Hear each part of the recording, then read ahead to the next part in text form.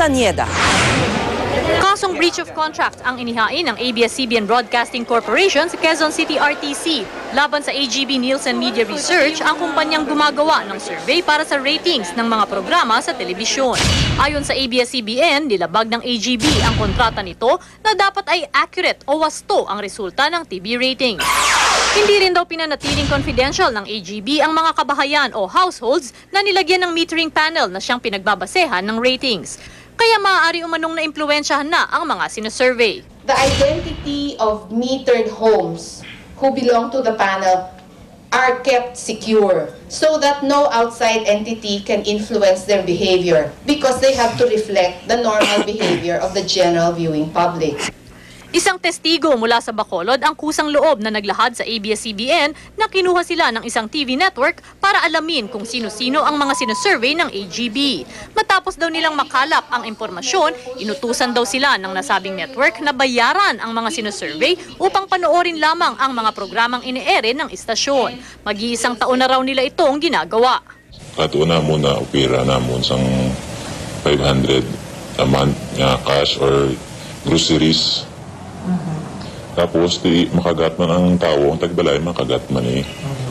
Siyempre kapigado, subong mo mabaton mo ng tao, ti sugot man sila. Bali nga mo na ginakuan niya ayuon bala sa piyak estasyon. Ayon sa kinatawan ng ABS-CBN, matapos nilang makumpirmang may katotohanan ang sinasabi ng testigo, iniharap nila ito sa AGB noong nakaraang buwan. Nakumpirma rin daw ng AGB na totoo ang testimonya ng testigo. They did go with the informant and he did show them the homes. And according to the informant, the homes that he showed them were verified to be AGB Nielsen homes. Dahil sa aligasyong tampered o hindi malinis ang resulta ng survey, hiniling ng ABS-CBN na pansamantalang ihinto ng AGB ang kanilang survey hanggat hindi pa nila naiimbestigahan ang anomalya at nalilinis ang listahan ng mga households na sinusurvey.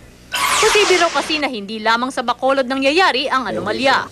Pero sa kabila nito, hindi pa rin ipinahinto ng AGB ang survey, kaya napilitan ng ABS-CBN na ibulgar na ang anomalya. The Filipino people and the entire media industry deserve to know the truth.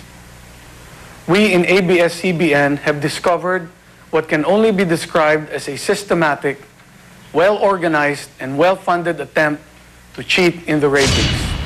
Hiniling na rin ng ABS-CBN sa korte na mag-issue ng temporary restraining order para pigilan na ang AGB na ipagpatuloy ang pagsasagawa ng survey.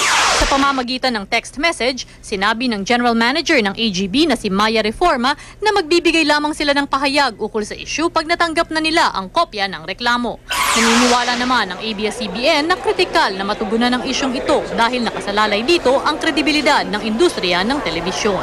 Para sa Bandila, Jing Castañeda.